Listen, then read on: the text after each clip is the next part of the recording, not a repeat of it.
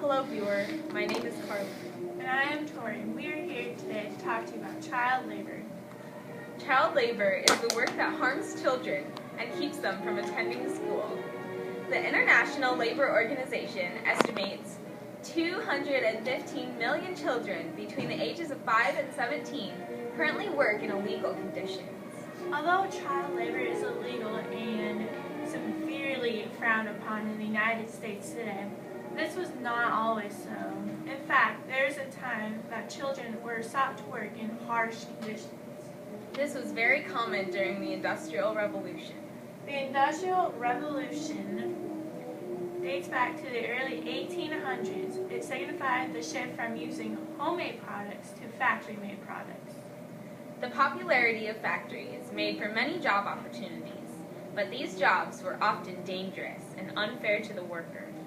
Many factory owners preferred children as workers because they had smaller hands, were easily managed, and less likely to strike. Factory owners also got away with giving children extremely low wages.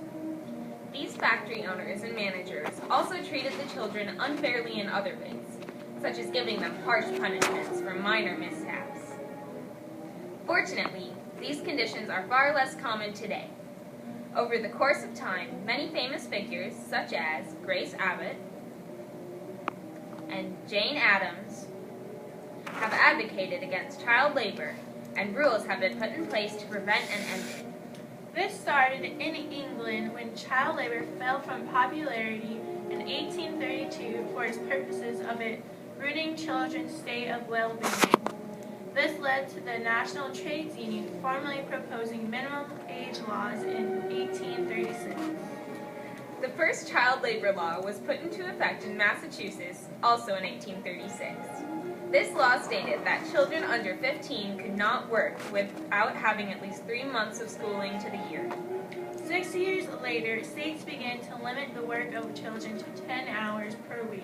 In 1876, the Working Men's Party proposed excluding children under the age of 14 from the workforce. It had support from the AFL by 1881.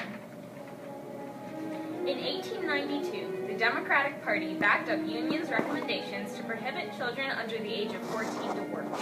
The National Labor Committee, a national campaign against child labor, formed in 1904, leading to the 1916 law stating that goods cannot be moved across the state lines if child labor laws were violated.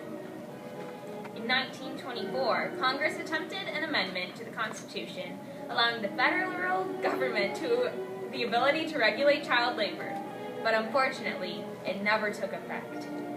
The Walsh-Healy Act took effect in 1936, stating that the government will not purchase goods produced by children.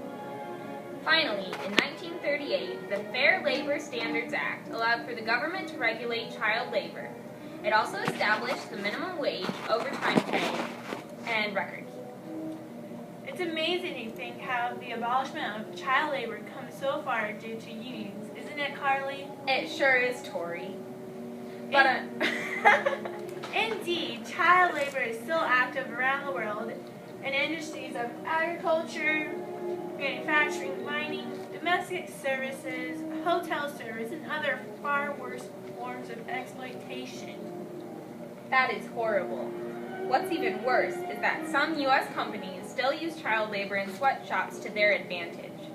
Some of these companies include Victoria's Secret, Hanes, Abercrombie & Fitch, and Pier 1 Imports.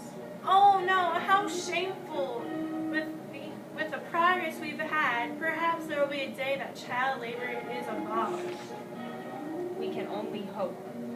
Well, that completes our segment on the history, tragedy, and travesty of child labor.